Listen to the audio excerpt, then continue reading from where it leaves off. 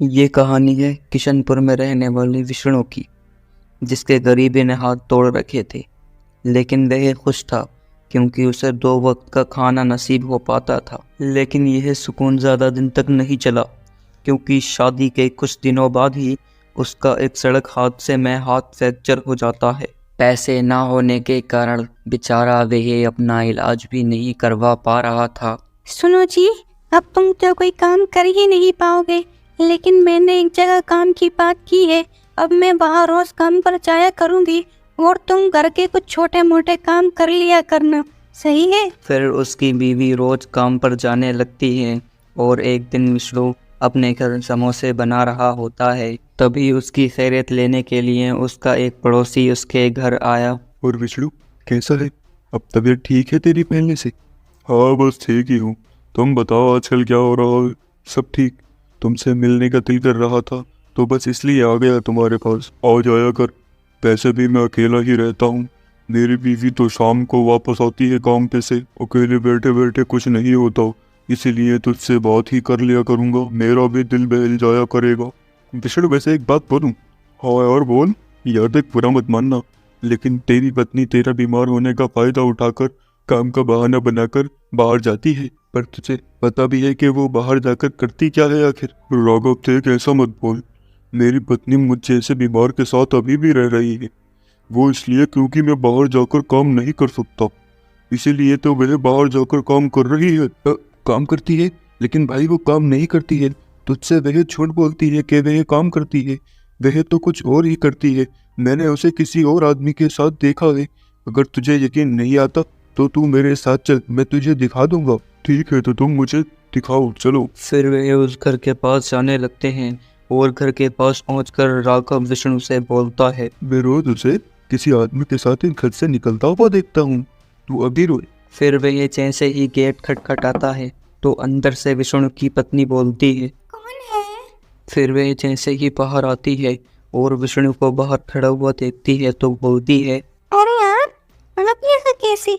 आपको तो घर होना चाहिए था। फिर तभी अंदर से भीष्मा भी बाहर आ जाता है और बोलता है। अरे कौन है?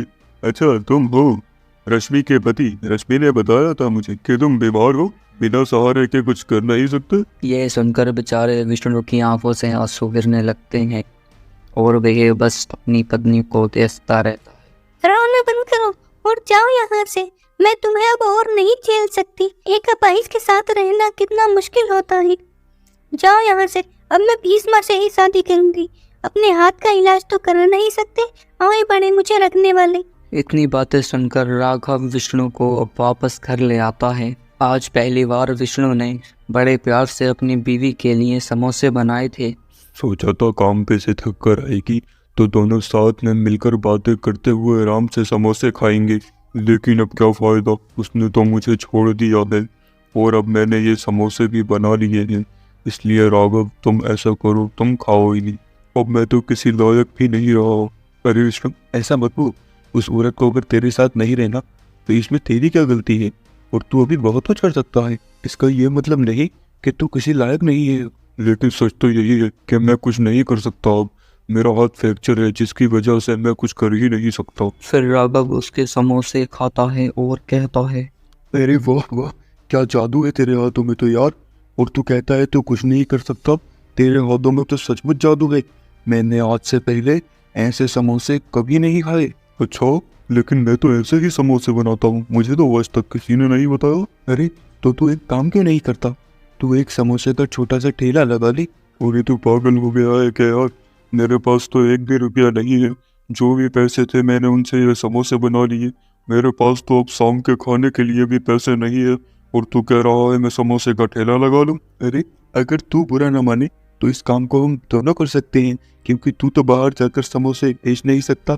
तू समोसे बना सकता है और मैं बाहर जाकर बेच दिया करूँगा।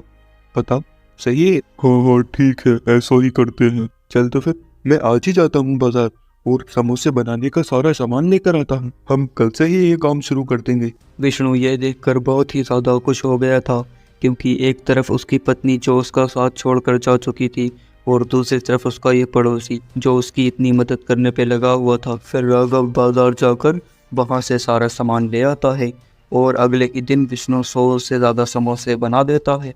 फिर राघव उन समोसों को लेकर बेचने निकल जाता है और 2-4 घंटे में ही उसके वह सारे समोसे बिक जाते हैं, जिससे उसे अच्छी खासी आमदनी होती है। तू बहुत अच्छा पड़ोसी है रे, जो मेरा इतना साथ दे रहा है।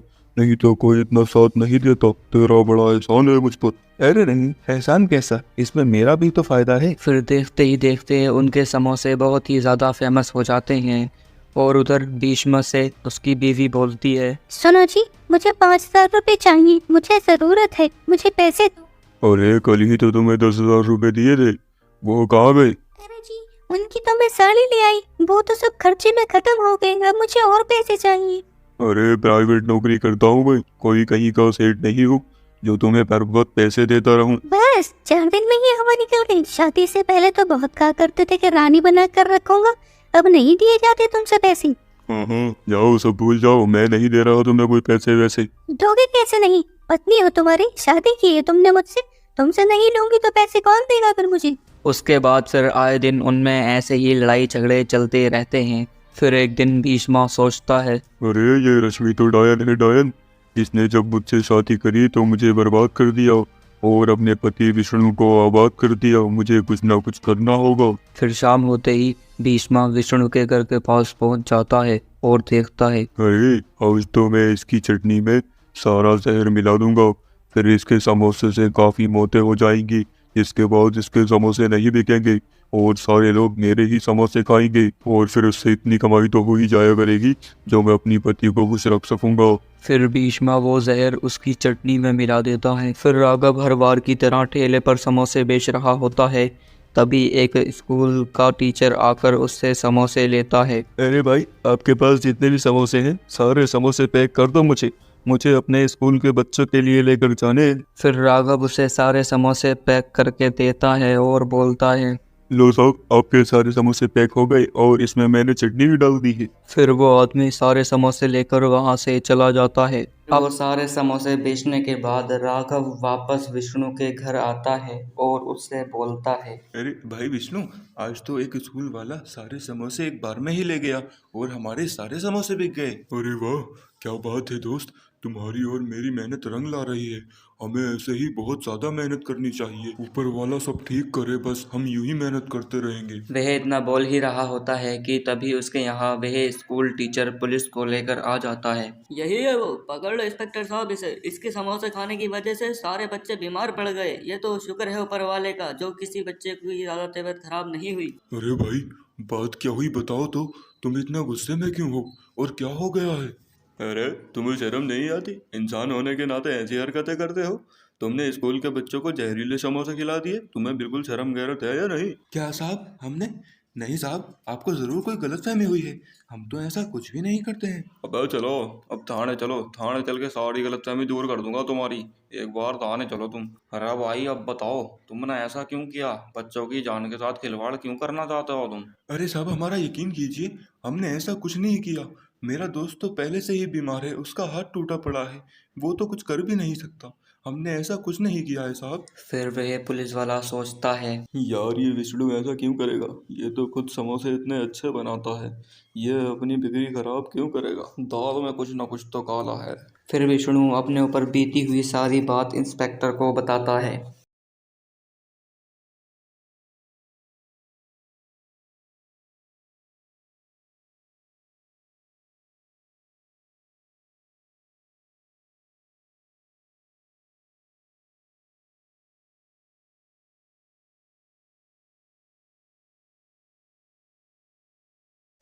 अच्छा, तो ये बात है।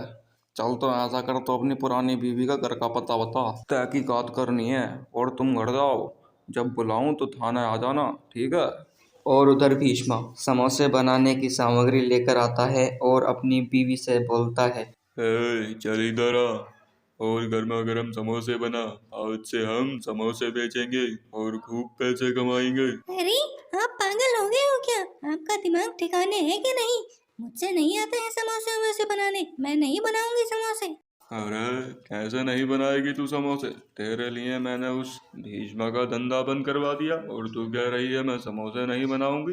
एक चाट में बत्तीसी बाहर निकल आएगी और तुझे इतना मारूंगा कि तू याद रखे, समझी? फिर तभी वहां से विष्णु और राघव गुजर रहे थे तो वह भीष्म के पास आते हैं। मैंने जो तुम्हारे साथ किया उसकी सजा मुझे ऊपर वाला दे रहा है। मुझे माफ कर दो विष्णु, मुझे माफ कर दो। मैंने तुम्हारे साथ बहुत गलत किया, लेकिन तुमने आज तक मुझ पर हाथ नहीं उठाया और इन्हें तो 4 ही दिन हुए हैं और मुझे मारने की बात करते हैं। मुझे माफ कर दो विष्णु, मुझे माफ कर दो। अरे इससे क्या माफी मांग रही है? अभी मजा चखाता हूँ तुझे। तुमने जो मेरे साथ किया उसकी सजा तुम्हें मिल रही है, और ये भीष्म जो तुम्हारे साथ कर रहा है इसकी सजा इसे अभी मिलेगी। तुम अभी रुको। हेलो इंस्पेक्टर साहब, यहाँ एक आदमी अपनी बीवी को मार रहा है, तुम जल्दी आओ और इसे गिरफ्तार कर लो। अरे तुम अब बिल्कुल चिंता मत करो, मैंने पुलिस को फोन कर दिया होगा, पुलिस आती ही होगी। ये अब तुम्हारा कुछ नहीं बिगाड़ सकता, पुलिस इसे आते ही अरेस्ट कर लेगी। और तभी पुलिस भी आ जाती है। क्यों भाई, कौन है? क्यों परेशान कर रहा है अपनी बीवी को, है? चल अब तुझे थाने जाकर पता चलेगा कि किसी को मारना क्या होता है। और विष्णु और राघव भाई, तकलीफ देने के लिए माफी चाहता हूँ, आप जाइए अपने घर को। विष्णु तुम धन्य हो, मैंने तुम्हारे साथ इतना बुरा किया लेकिन फिर भी तुम मेरे साथ इतना कर रहे हो। मैं तुम्हारा एहसान कभी नहीं भूल सकती।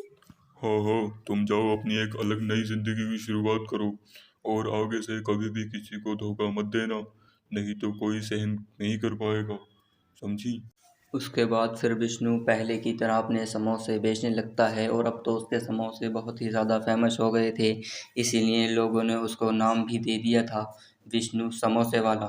बहुत समय पहले की बात है, एक गांव में एक चंद्र नाम का किसान अपनी बीवी के साथ रहा करता था। वह लोगों के यहाँ मजदूरी करता और जो काम मिल जाता वह करता। इसी तरह वह अपना गुजारा कर रहा था। लेकिन एक बार ऐसा होता है कि काफ़ी दिन तक उसे कोई काम ना मिलने के कारण उसके घर में कुछ खाने के लिए भी नहीं रहता है। तो उसकी बीवी उससे बोलती है, सुनो जी, अब तो हमारे घर में कुछ खाने के लिए भी नहीं है और काफी दिन से तुम्हारा कोई काम भी नहीं हुआ है। अब क्या होगा? अरे मैं क्या करूं, मैं खुद बहुत परेशान हूँ, मुझे कोई काम ही नहीं मिल पा रहा है। अगर काम मिलता तो मैं खुद कर लेता, मैं क्या करूं? अब ऐसे तो काम नहीं चलेगा, हमें खाने के लिए कुछ ना कुछ तो करना पड़ेगा। आप ऐसा कीजिए, सेठ जी के पास चले जाइए और वहाँ से कुछ पैसे ब्याज पर ले आइए। जब हमारे पास पैसे हो जाएंगे तो हम उनके पैसे वापस कर देंगे। अरे हाँ, तुम कह तो सही रही हो, लेकिन क्या पता हमें सेठ जी पैसे दें या ना दें। चलो मैं अभी जाकर देखूंगा, शायद वो हमें पैसे दे दें। फिर वह सेठ जी के पास जाता है और बोलता है, सेठ जी, मैं आपके पास थोड़े काम से आया था। अरे वही चंदर, कैसे आना हुआ और क्या काम है बताओ? सेठ जी, बहुत दिनों से मुझे कोई मजदूरी नहीं मिली है, जिसकी वजह से मैं काम पर नहीं जा रहा हूँ, और बहुत दिनों से मेरे घर में खाने के लिए कुछ भी नहीं है। मैं बड़ा परेशान हूँ सेठ जी, आपके पास कुछ पैसे लेने के लिए आया था। मुझे कुछ पैसे उधार दे दो सेठ जी, जैसे ही मेरे पास पैसे होंगे मैं आपके ब्याज समेत पैसे लौटा दूंगा। अरे भाई चंद्र, कैसी बात कर रहे हो? तुम्हें तो पैसे मिल ही जाएंगे, तुम तो अपने ही आदमी हो। कोई बात नहीं, तुम पैसे ले जाना, और कोई बात हो तो बताओ मुझे, कोई दिक्कत परेशानी कुछ भी हो मुझे बता दिया करो, मैं तुम्हारी मदद कर दिया करूँगा। लेकिन हाँ, बस पैसे ये टाइम से पहुँचा देना, और इनका ब्याज भी, ठीक है? अरे साहब, बड़ी मेहरबानी है तुम्हारी जो तुमने मुझे पैसे दिए। मैं तो सोच रहा था पता नहीं पैसे मिलेंगे या नहीं मिलेंगे। शुक्रिया सेठ जी, शुक्रिया। फिर वह पैसे लेकर अपने घर आ जाता है और अपनी बीवी से बोलता है, अरे देखो, मैं पैसे ले आया, मुझे सेठ जी ने पैसे दे दिए, और ये भी बोला कि अगर कोई परेशानी हो तो मुझे बता देना, मैं तुम्हारी मदद कर दूंगा। अच्छा जी, सच? फिर तो सेठ जी बहुत अच्छे हैं। मैं तो समझ रही थी वो हमें पैसे नहीं देंगे। चलो, ऊपर वाले का शुक्र है, कहीं ना कहीं से तो मिल गए पैसे। फिर उनके कुछ दिन ऐसे ही गुजरने लगते हैं। उन्हीं पैसों से उनका खर्चा चलने लगता है। लेकिन चंदर को कहीं काम नहीं मिल रहा था, और उधर जो उसने पैसे उधार लिए थे उनका टाइम भी देने का आ गया था। तभी एक दिन उसके यहाँ सेठ आ जाता है। अरे भाई चंदर, अभी तक हमारे पैसे क्यों नहीं पहुंचाए तुमने? लाओ हमारे पैसे दो। अरे सेठ जी, अभी तो हमारे पास पैसे हैं नहीं, क्योंकि अभी तक हमें कहीं काम ही नहीं मिला है, इसी वजह से हमारे पास पैसे भी नहीं है। हम जल्दी ही आपके पैसे लौटा देंगे। अरे मेरे पैसे क्या फ्री के थे? जो इतना टाइम हो गया मुझे नहीं पता, मुझे कहीं से भी दो, मेरे पैसे चाहिए मुझे अभी। अरे सेठ जी, मैं अभी आपको पैसे कहाँ से दूंगा? मेरे पास तो पैसे हैं ही नहीं और ना कोई ज़मीन है, मेरे पास बस यही घर है और अगर मैं ये बेच दूंगा तो मैं कहाँ रहूंगा सेठ जी? अरे मुझे नहीं पता, तुम कहीं भी रहो, मुझे उससे कोई मतलब नहीं, मुझे सिर्फ मेरे पैसों से मतलब है। और चलो, तुम आज इतना कह रहे हो इसीलिए मैं चला जाता हूँ। 1 हफ्ते के अंदर अंदर मुझे हर हाल में पैसे चाहिए। इतना कहकर वो वहाँ से चला जाता है और फिर चंदर की बीवी उससे बोलती है। अरे जी, अब क्या होगा? अब तो सेठ जी भी हमारे यहाँ पैसे मांगने के लिए आ गए और हमारे पास तो कुछ है ही नहीं, तो हम उन्हें पैसे कहाँ से देंगे? अरे मैं क्या बताऊँ, अब कहीं काम ही नहीं मिल रहा है। अब मैं आज फिर काम देखने के लिए जाता हूँ, हो सकता है कहीं काम मिल जाए। और फिर वो काम ढूंढने के लिए अपने घर से निकल जाता है। रास्ते में जाते हुए उसे एक पंडित जी दिखाई देते हैं। क्या बात है बच्चा, बड़ा परेशान लग रहा है। अरे बस क्या बताऊं पंडित जी, बड़ा परेशान हूँ। मेरा कहीं काम ही नहीं लग रहा है और मैंने एक सेठ से पैसे उधार लिए थे ब्याज पर, अब उसके पैसे भी देने हैं। वह मेरे घर आया था और पैसे मांग रहा था, अब मैं पैसे उसे कहाँ से दूं? मेरे पास तो पैसे हैं ही नहीं। अरे बच्चा, तू चिंता मत कर, वो सब ठीक करेगा। तू बस इतना कर, ये एक काली थैली है, इन्हें ले जाकर तू अपने आंगन में डाल देना, फिर तेरी सारी परेशानी दूर हो जाएगी। फिर चंदर वो बीज लेकर अपने घर आता है और अपने आंगन में डाल देता है और अपनी बीवी से बोलता है। अरे, मैं जब काम मांगने के लिए जा रहा था तभी रास्ते में मुझे एक पंडित जी मिलते हैं और मुझे ये बीज दे देते हैं। बोले ये अपने आंगन में जाकर डाल देना और तुम्हारी सारी परेशानी दूर हो जाएंगी। अच्छा जी, चलो ये तो बहुत अच्छी बात है, हम देखते हैं क्या होगा। फिर जैसे ही अगली सुबह होती है और वह दोनों आकर उस बीज को देखते हैं तो वह एक जादुई सोने की मिर्च का पेड़ हो जाता है और उस पर काफ़ी सारी सोने की मिर्चें भी लगी होती हैं। वह उन मिर्चों को बेचकर उस सेठ के भी पैसे चुका देते हैं और फिर हंसी खुशी जीने लगते हैं।